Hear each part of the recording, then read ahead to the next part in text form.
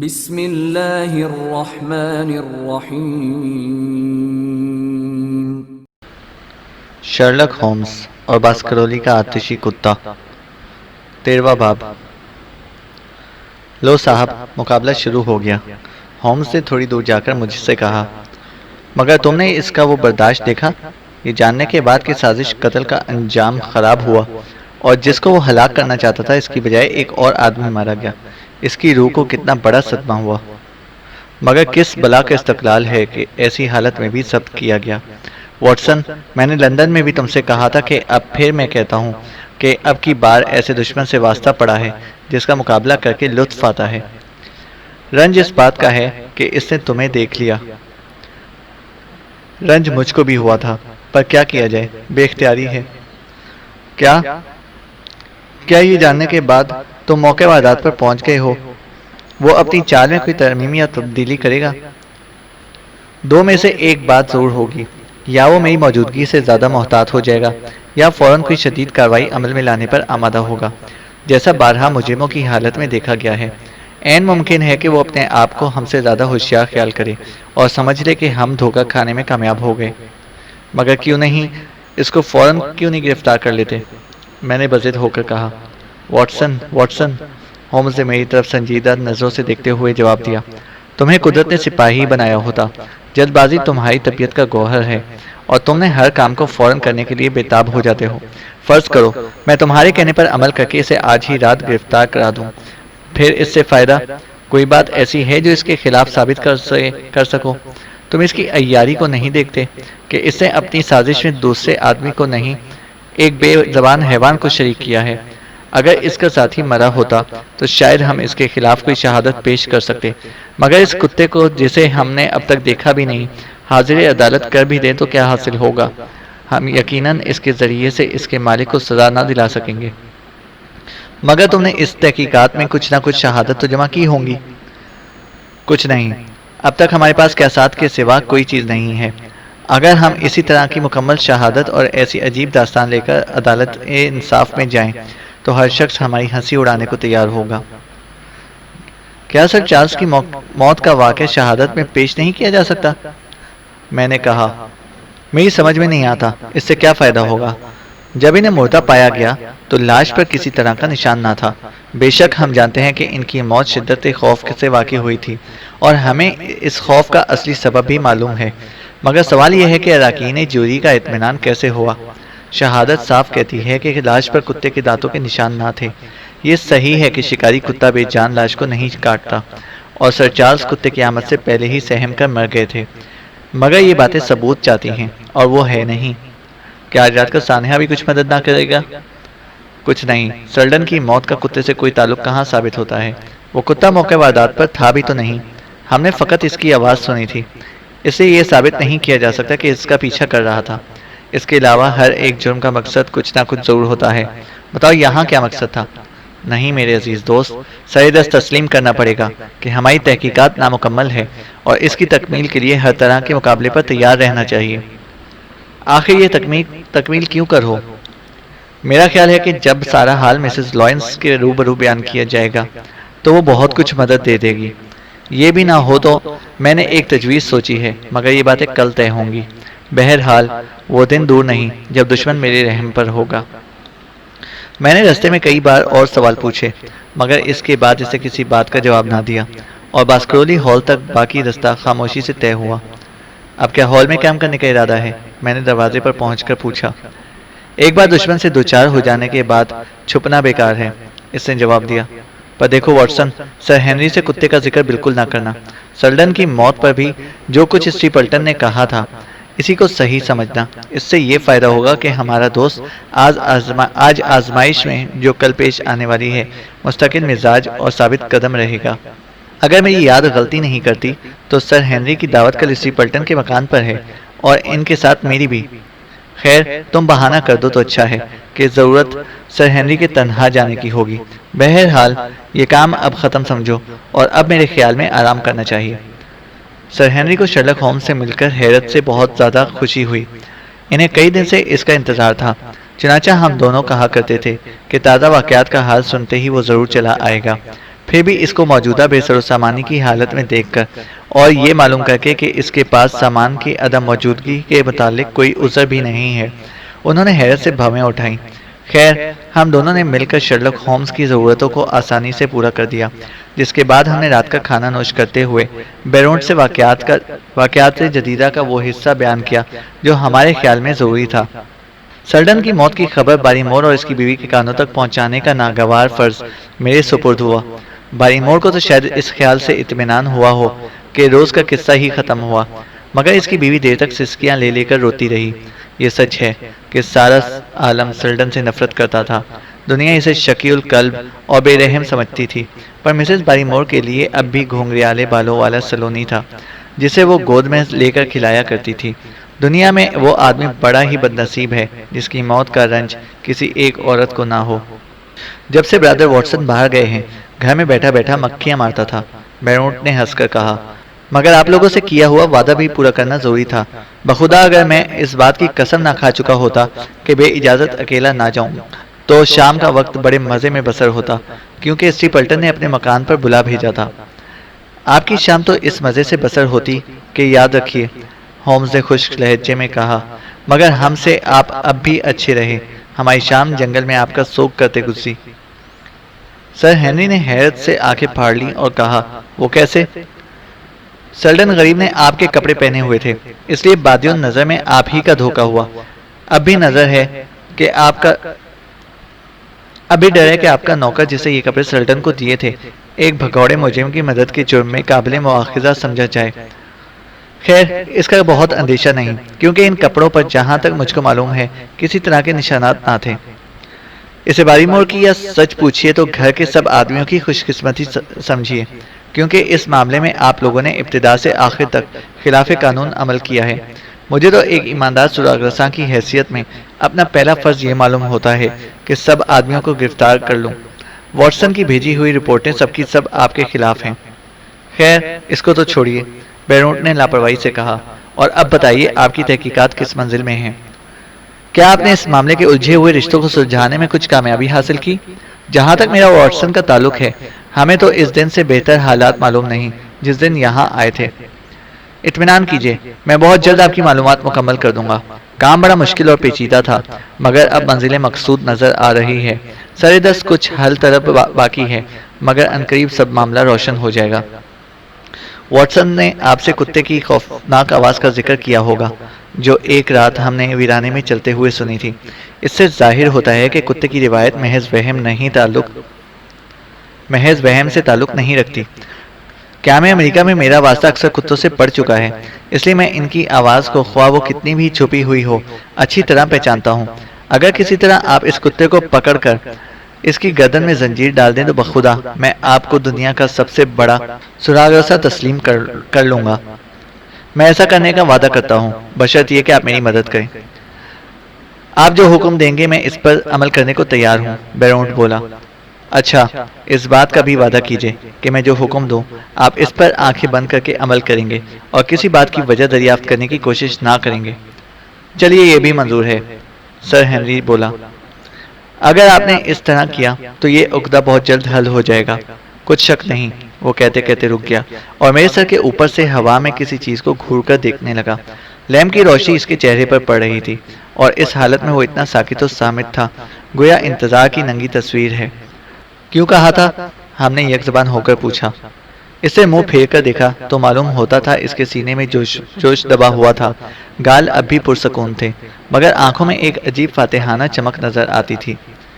میں چونکہ تصویروں کا شائق ہوں اس لیے انہیں دیکھ کر محو ہو گیا۔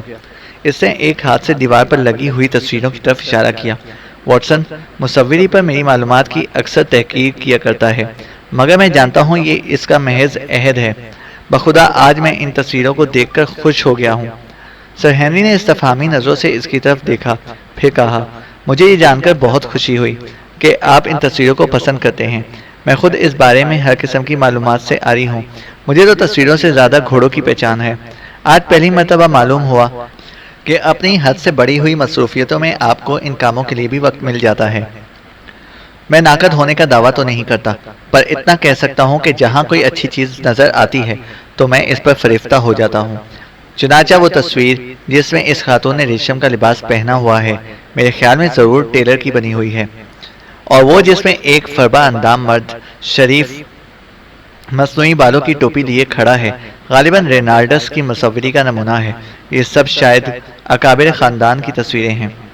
جی ہاں، ان کے نام غالباً آپ کو معلوم ہوں گے، باریمور اکثر بتایا کرتا ہے، اور ان میں سے بعض یاد بھی ہو گئے ہیں۔ وہ ایک سب دوربین لیے کھڑے ہیں نظر آتے ہیں۔ کون ہیں؟ ہومز بولا۔ یہ تصویر ریئل ایڈمرل باسکولی کی ہے، جو غیب الہند میں روڈنے کے تحت کام کرتے تھے۔ نیلے رنگ کا کوٹ پہنے اور ہاتھ میں کاغذ کا رول تھامے سر ولیم باسکولی ہیں، جو پٹ کے تحت ہاؤس آف کامن کے کمیٹی چیئرمین تھے۔ اور میری مخالف سمت میں جو یہ نہایت مغرور سے صاحب ہیں، سیاہ مخمل اور سفید جھالر میں ملبوس، یہ کون ہیں؟ آہا، تم نے صحیح پوچھا، یہی تو ہیں وہ بدنام اور مکار ہوگو جو ان تمام غلط کاریوں کا موجب ہیں، اور جن کے باعث باسکولی کے اس جہنمی کتے کی داستان کی ابتدا ہوئی۔ ہم انہیں کیسے بھول سکتے ہیں؟ میں نے دلچسپی اور حیرت سے اس کی تصویر کی جانب دیکھا۔ واللہ، ہومز نے کہا، بادی النظر میں تو یہ دھان پان سے اور منکسر المزاج دکھائی دیتے ہیں، لیکن میں یہ کہنے کی جرت کر رہا ہوں کہ ان کی آنکھوں میں ایک خباثت جھلکتی ہے۔ میرے تصور میں تو ان کا خاکہ ایک قوی الجثہ اور جابر بدماش قسم کے انسان کا تھا۔ اس بارے میں کوئی شک کی گنجائش نہیں ہے کہ یہ انہی کی تصویر ہے، کیونکہ اس کی پشت پر ان کا نام اور 1647 کی تاریخ ثبت ہے۔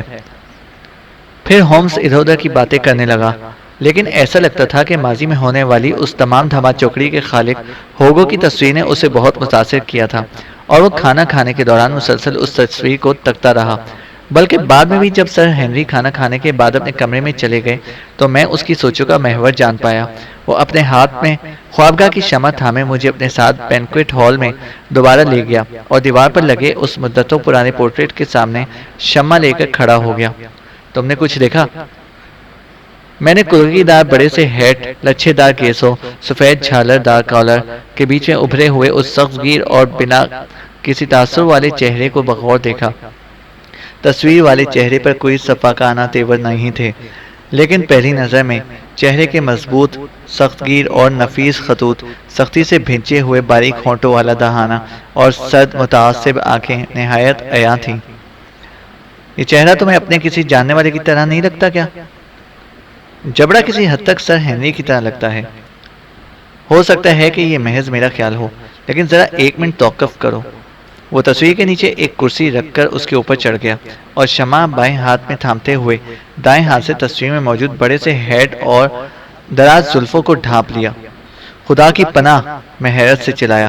تصویر کے کینوس پر اسٹری پلٹن کا چہرہ ابھر آیا تھا۔ ہاں، دیکھا تم نے؟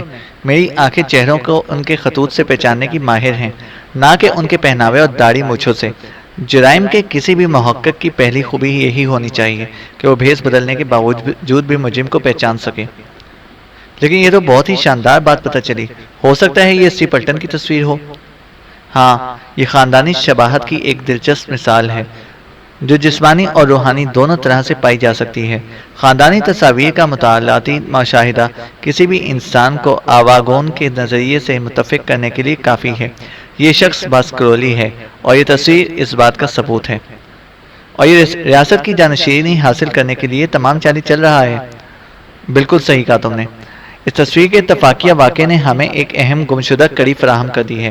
ہمیں ہمارا مجرم مل گیا ہے، واٹسن، ہمیں مجرم مل گیا ہے، اور میں قسم کھا کر کہتا ہوں کہ کل صبح سے پہلے وہ ہمارے جال میں پھنسا پھڑپڑا رہا ہوگا، بالکل اسی بے بسی سے جیسے اس کے پکڑے ہوئے پتنگے اس کے جال میں پھڑپڑاتے ہیں۔ بس ایک پن، ایک کارک اور ایک کارڈ، اور ہم اسے اپنے بیکر اسٹریٹ کے اکٹھے کیے گئے نمونوں میں جمع کر لیں گے۔ تصویر کے پاس سے ہٹتے ہوئے وہ کہکہا مار کر ہنسنے لگا۔ میں نے اسے کم موقع پر ہی ہنستے ہوئے دیکھا تھا، اور یہ ہنسی اسٹری پلٹن کے حق میں اچھا شگون نہیں تھی۔ میں اگلی صبح بہت جلدی بیدار ہو گیا، لیکن ہومز پھر بھی مجھ سے ایک قدم آگے ہی تھا، کیونکہ جب میں لباس بدل کر اپنے کمرے سے باہر آیا تو مجھے حویلی کے خارجی راستے پر واپس آتا ہوا ملا۔ پاس آ کر کہنے لگا، بس آج کا اس واقعے کا فیصلہ ہے، اور یہ کہتے ہوئے دونوں ہاتھ اس طرح خوشی سے ملنے لگا گویا بے حد مسرور ہے۔ واٹسن، جال لگ گیا ہے، شکار اب قابو میں آیا ہی چاہتا ہے۔ رات ہونے سے پہلے دیکھ لو گے کہ دبلے منہ کی عیار مچھلی پھنس گئی یا بچ گئی۔ کیا ویرانے سے آ رہے ہو؟ میں نے سوال کیا۔ موزہ گرمپن تک گیا تھا، جہاں سے میں نے پرنس ٹاؤن کے داروغہ جیل کو سرڈن کی موت کی خبر بھیج دی ہے، اور اب اس معاملے میں کسی طرح کی باس پرس کا اندیشہ نہیں۔ اس کے علاوہ مجھے اپنے وفادار دوست کارٹرائٹ کو بھی سلامتی کی خبر بھیجنی ہے۔ وہ غریب اس کتے کی طرح جو مالک کی قبر پر جم کر بیٹھا رہتا ہے، اب تک جھونپڑی کے دروازے میں انتظار کر رہا تھا۔ پھر اب کیا کرنا چاہیے؟ سب سے پہلے میں سر ہنری سے ملنا چاہتا ہوں۔ وہ خود ہی آ گئے۔ صبح بخیر، بیرونٹ نے کہا۔ آج تو اس جرنیل کی طرح نظر آتے ہیں جو کماندار سے مل کر نقشہ تیار کر رہا ہو۔ بخدا آپ نے ٹھیک پہچانا، ابھی واٹسن سے یہ پوچھا تھا کہ اب کیا کرنا چاہیے۔ بخدا آپ نے ٹھیک پہچانا، ابھی واٹسن یہی پوچھ رہا تھا کہ اب کیا کرنا چاہیے، اور یہی میں آپ سے پوچھنا چاہتا ہوں۔ تو سنیے، کیا آج مسٹر اسٹیپلٹن اور اس کی بہن کے ہاں آپ کی دعوت ہے؟ مجھے اکیلے کی نہیں، آپ لوگ بھی تو ساتھ ہیں۔ مسٹر اور مسز اسٹیپلٹن بہت مہمان نواز ہیں، یقین ہے آپ سے مل کر خوش ہوں گے۔ افسوس، ہم ان کی مہمان نوازی سے بہرہ اندوز نہ ہو سکیں گے۔ میں اور واٹسن آج ہی لندن جا رہے ہیں۔ لندن؟ کیوں؟ اب وہیں رہ کر آپ کی خدمت کریں گے۔ سر ہنری کا چہرہ فکر و یاس سے کتنا ہی لمبا ہو گیا، لہجہ اضطراب میں کہنے لگے۔ میرا خیال تھا آپ اس معاملے کو طے کیے بغیر میرا ساتھ نہ چھوڑیں گے۔ ہال کی سکونت تنہائی میں چنداں خوشگوار نہ ہوگی، مگر میں فقط آپ کی بہتری کے لیے ایسا کر رہا ہوں۔ اس کے علاوہ آپ نے وعدہ کیا تھا کہ میں ہر بات میں تم پر پورا بھروسہ رکھوں گا اور کسی ہدایت پر عمل کرنے سے انکار نہ ہوگا۔ آپ کے دوست مسٹر اسٹیپلٹن اگر پوچھے تو یہی کہیے گا کہ وہ دونوں ضرور ساتھ آتے، مگر ایک ضروری کام کے پیش آنے سے مجبوراً لندن چلے گئے ہیں۔ بہرحال اطمینان رکھیے، ہم بہت جلد واپس آئیں گے۔ کیا مسٹر اسٹیپلٹن اور ان کی بہن کو ہمارے لندن جانے کی اطلاع دے دیں گے؟ آپ کو اصرار ہے تو خبر دے دوں گا۔ مجبوری ہے، ورنہ ضرور آپ کے ساتھ چلتا۔ بیرون چپ تھا، مگر اس کے غم آلود چہرے سے معلوم کیا کہ وہ اس خیال سے بہت رنجیدہ ہے کہ ہم عین وقت پر اس کا ساتھ چھوڑے جا رہے ہیں۔ تو کب جائیں گے؟ آخرکار اس نے سرد مہری سے پوچھا۔ بس ناشتے کے بعد یہاں سے گاڑی میں بیٹھ کر کوم ٹریسی چلے جائیں گے اور وہاں ریل میں لندن روانہ ہوں گے، مگر آپ کے اطمینان کے لیے واٹسن اپنا اسباب یہیں چھوڑے جائے گا، اور یقین فرمائیے کہ ہم جلد سے جلد واپس آنے کی کوشش کریں گے۔ واٹسن ایک معذرتی رکا مسٹر اسٹیپلٹن کے نام لکھ دو کہ افسوس ہے کہ ہم دعوت میں شریک نہ ہو سکے۔ جی میں آتی ہے، میں بھی آپ لوگوں کے ساتھ لندن چلوں، بیرونٹ نے یکایک کہا۔ آخر میرے یہاں رہنے کا کیا فائدہ؟ نہیں، آپ کا فرض یہاں رہنے پر مجبور کرتا ہے۔ آپ مجھ سے وعدہ کر چکے ہیں کہ میں ہر بات پر آنکھ بند کر کے عمل کروں گا، اور اس وقت میری نصیحت یہاں ٹھہرنے کے لیے یہی ہے۔ خیر، جس طرح آپ کہتے ہیں، سر ہنری نے مجبور ہو کر کہا۔ ایک بات اور بھی یاد رکھیے، میری پٹ ہاؤس کو جاتی دفعہ گاڑی میں بیٹھ کر جائیے، مگر وہاں سے گاڑی بھیج دیجیے، اور مسٹر اسٹیپلٹن سے کہیے کہ پیدل واپس جاؤں گا۔ پیدل؟ رات کو ویرانے کی راہ سے؟ ہاں، بہرحال آج میں ایسا کرنے کی ہدایت کرتا ہوں۔ اگر مجھے آپ کی دلیری اور استقلال پر بھروسہ نہ ہوتا تو شاید اس کا مشورہ نہ دیتا، مگر میں جانتا ہوں کہ آپ بے خوف طبیعت رکھتے ہیں۔ اچھا، اسی طرح کروں گا۔ تیسری نصیحت اور ہے، ویرانے سے گزرتے وقت اس راستے کے سوا جو میری پٹ ہاؤس سے گرمپن کی سڑک کی طرف جاتا ہے اور ہال میں آنے کا سیدھا راستہ ہے، کوئی اور راہ اختیار نہ کیجیے، ورنہ جان کا خطرہ ہوگا۔ چلیے، یہ بھی منظور ہے۔ کچھ اور؟ بس اور کچھ نہیں، اب میں ناشتے سے فارغ ہو کر رخصت ہوتا ہوں، کیونکہ سہ پہر تک لندن پہنچنا ہے۔ ہومز کی ان باتوں سے مجھے بھی حیرت ہونے لگی تھی۔ کہاں تو یہ دعویٰ کہ رات تک مجرم کو گرفتار کر لیا جائے گا، اور کہاں یہ لندن جانے کو تیاریاں۔ کل رات جب اس نے اسٹیپلٹن سے لندن جانے کے ارادے کا ذکر کیا تو میں نے اس بات کو سرسری سمجھ کر نظر انداز کر دیا تھا، مگر اب وہ مجھے بھی اپنے ساتھ لے جانے کی فکر کر رہا تھا۔ سب سے زیادہ وہ حیرت اس بات کی تھی کہ عین اس وقت جب اس جگہ ہماری موجودگی سب سے زیادہ ضروری ہے، اس کی سر پر لندن جانے کی دھن سوار ہو گئی۔ مگر شرلک ہومز کی عادت کہ اپنے دل کا حال کبھی کسی سے بیان نہیں کرتا اور اسے منوا کر رہتا ہے، ناچار میں بھی جانے کو تیار ہو گیا۔ سر ہنری کے شجاع چہرے پر آج حسرت و یاس برستی تھی۔ میں نے بھرائی ہوئی آواز میں الوداع کہا، اور اس کے 2 گھنٹے بعد ہم کوم ٹریسی کے چھوٹے سے ریلوے اسٹیشن کے پاس جا پہنچے، جہاں سے پرکنس سائنس کو گاڑی سمیت واپس بھیج دیا گیا۔ ایک خرد سال لڑکا پلیٹ فارم پر ہمارا انتظام کر رہا تھا۔ سنو کارٹرائٹ، تم اس ٹرین پر لندن چلے جاؤ، مگر وہاں پہنچتے ہی میرے شرلک ہومز کے نام سے سر ہنری کو اس مضمون کا تار بھیجنا کہ میری نوٹ بک غلطی سے آپ کے ہاں رہ گئی، مل جائے تو اس رجسٹری کے ذریعے بیکر اسٹریٹ کے پتے پر بھیج دینا، سمجھے؟ جی ہاں، سمجھ گیا۔ اچھا، تو گاڑی آنے تک اسٹیشن ماسٹر سے دریافت کرو میرے نام کوئی تار آیا یا نہیں۔ لڑکا دوڑتا ہوا گیا اور اس کے تھوڑی دیر بعد ایک تار لے کر واپس آیا۔ ہومز نے کھولا تو مضمون یہ تھا: تار مل گیا، وارنٹ لے کر آتا ہوں، 5:40 پر پہنچوں گا۔ یہ میرے صبح کے تار کا جواب ہے، اس سے تار دکھاتے ہوئے کہا۔ لندن کے محکمہ سراغ رسانی میں اسٹریڈ سے بہتر آدمی ملنا بہت مشکل ہے۔ میں نے اس خیال سے طلب کر لیا کہ شاید اس کی ضرورت پڑ جائے، اور اب واٹسن ہمارے لیے فرصت گزارنے کا اس سے بہتر ذریعہ کیا ہوگا؟ مسز لارا لائنس سے ملائیں۔ اب معلوم ہوا اس کا صحیح پروگرام کیا تھا۔ بیرون کی وساطت سے وہ اسٹیپلٹن کو اس بات کا یقین دلانا چاہتا تھا کہ ہم واقعی لندن چلے گئے ہیں، حالانکہ اصل ارادہ یہ ہے کہ وہیں رہ کر موقع کا انتظار کرنا اور ضرورت کے وقت سر ہنری کی مدد کے لیے پہنچ جانے کا تھا۔ کارٹرائٹ کو لندن پہنچ کر اپنے نام سے سر ہنری کو پاکٹ بک کے متعلق جو تار روانہ کرنے کی ہدایت کی گئی وہ بھی ایک چال تھی۔ اس کا ذکر آنے پر اسٹیپلٹن کے دل سے رہے سہے شکوک زائل ہونے کا یقین تھا۔ کچھ شک نہیں، ہومز کا جال دبلے منہ کی عیار مچھلی کے گرد ابھی سے کستا جا رہا تھا۔ مسز لارا لائنس کے مکان پر گئے تو وہ گھر میں تھی۔ شرلک ہومز نے گفتگو کا آغاز کیا اور ایسی صاف گوئی برتی کے کان کھڑے کر دیے۔ میں سراغ رساں ہوں اور میرا نام شرلک ہومز ہے، اس نے کہا۔ میں سر چارلز باسکرولی کے موت کے بارے میں تحقیقات کرنے آیا ہوں۔ میرے دوست ڈاکٹر واٹسن نے وہ سب حال کہہ دیا ہے جو آپ نے اسے بیان کیا تھا، مگر میں جانتا ہوں بعض واقعات اور بھی ہیں جنہیں آپ نے ظاہر نہیں کیا۔ یہ غلط ہے، میں نے کوئی بات چھپا کر نہیں رکھی۔ آپ ہی کہیے کون سی بات ہے جس کی طرف آپ اشارہ کرتے ہیں؟ اسے مقابلے پر آمادہ ہو کر کہا۔ دیکھیے، آپ تسلیم کر چکی ہیں کہ میں نے ایک خط لکھ کر سر چارلز سے رات کے 10 بجے گھر کے دروازے پر انتظار کرنے کی درخواست کی تھی، اور ہمیں یہ بھی معلوم ہے کہ ان کی موت کس وقت اور کس مقام پر ہوئی۔ ان کی موت اور آپ کی ملاقات میں جو باہمی تعلق ہے اسے آپ نے ظاہر نہیں کیا، اس لیے کہ دونوں باتوں میں کچھ بھی تعلق نہیں ہے۔ تب اسے ایک عجیب اتفاق سمجھنا چاہیے۔ خیر، آپ ہمارے سوالوں کا جواب دیں یا نہ دیں، ہم اپنے طور پر تحقیقات کر کے بہت جلد سارے حالات معلوم کر لیں گے۔ بہرحال یہ ہمیں موجب افسوس ہے کہ ہم سے آپ نے پوری صاف بیانی نہیں کی، اور میں یہ بات کھول کر صاف کہہ دینا چاہتا ہوں کہ ہمارے خیال میں سر چارلز کی موت اتفاقی نہ تھی۔ ہم اسے قتل عمد کی خفیہ واردات سمجھتے ہیں، اور اس کے متعلق جو شہادت جمع کی جا رہی ہیں اس سے نہ صرف آپ کے دوست مسٹر اسٹیپلٹن بلکہ اس کی بیوی کے ماخوذ ہونے کا احتمال ہے۔ مسز لائنس آخری فقرے سن کر زور سے اچھلی اور اس کے منہ سے بے اختیار نکلا، اس کی بیوی؟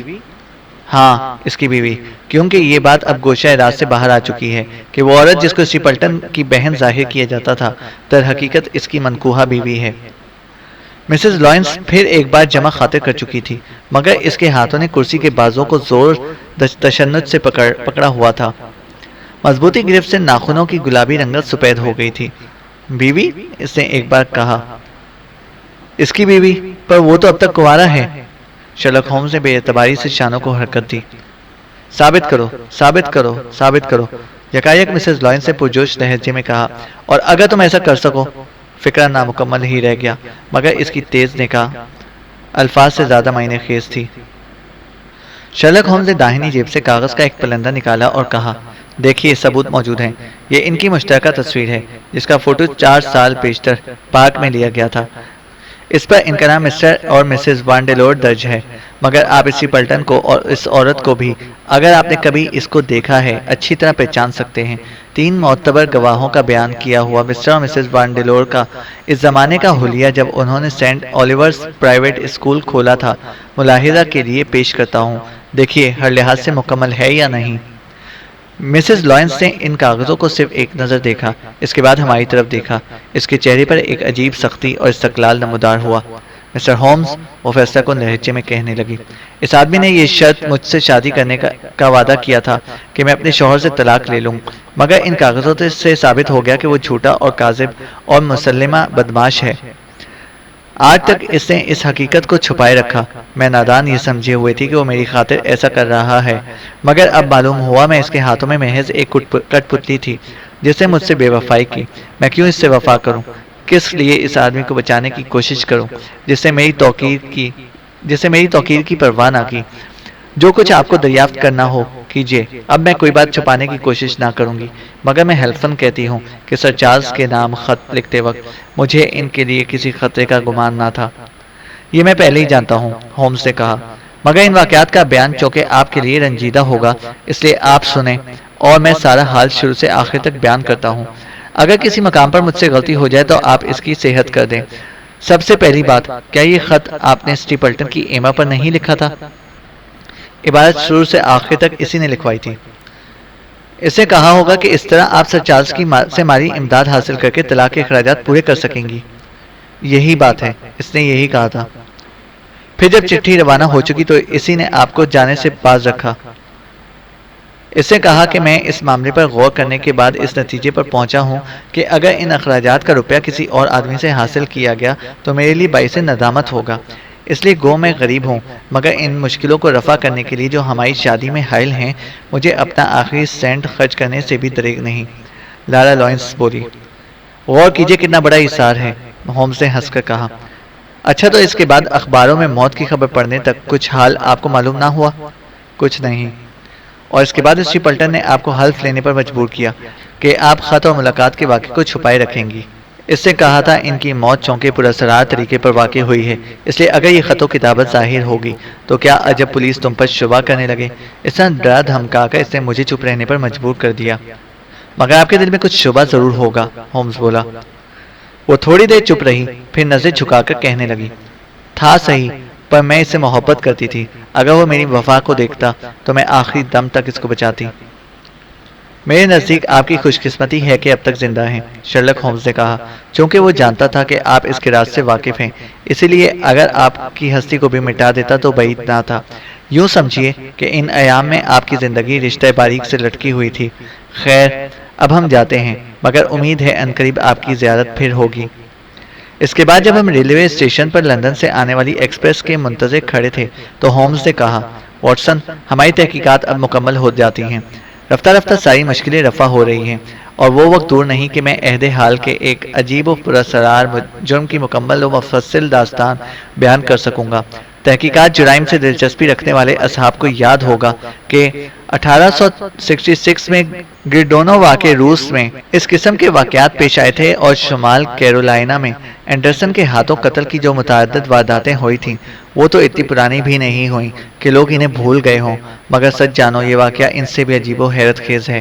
اس قدر جاننے کے بعد بھی اس عیار دشمن کی ایک ایک بات کا پتہ لگاتے رہنا اور اس معاملے کو کامیاب خاتمے تک پہنچا کر چھوڑوں گا۔ اتنے میں لندن ایکسپریس گرجتی ہوئی داخل ہوئی اور درجہ اول کے ڈبے سے بلڈوگ ساخت کا ایک پستہ قامت کا ایک گھٹیلا سا آدمی اترا۔ یہ لسٹریٹ تھا، مسافہ ہو چکا، تو میں نے اس کے انداز تکریم سے معلوم کیا کہ اس زمانے کے بعد جب ہومز سے اس کا پہلا تعلق قائم ہوا وہ میرے دوست کی خوب عزت کرنے لگا ہے۔ مجھے وہ وقت یاد آیا جب خفیہ پولیس کا یہ اجڑ افسر شرلک ہومز کی لطیف استدلال کی تحقیر کیا کرتا تھا۔ مگر زمانہ سب سے اچھا استاد ہے، اور وہی لسٹریڈ اب شرلک ہومز کو استاد مانتا اور اس کے احکام کی تکمیل کرنا اپنا باعث فخر سمجھتا تھا۔ گاڑی سے اترتے ہی اس نے پوچھا، کہیے کوئی اہم واقعہ ہے؟ اتنا کہ کئی سال سے دیکھنے میں نہ آیا ہوگا، ہومز نے جواب دیا۔ 2 گھنٹے باقی رہ گئے ہیں۔ بہتر ہو اس عرصے میں کھانے سے فارغ ہو جائیں، اس کے بعد اسٹریڈ ہم تیرے گلے میں اٹکا ہوا لندنی کھرا نکال کر ڈارٹ مور کے جنگلوں میں کی ہوا خوری کرائیں گے۔ کیا پہلے کبھی گئے ہو؟ نہیں تو یاد رکھو، اس پہلے سفر کو عمر بھر نہ بھولو گے۔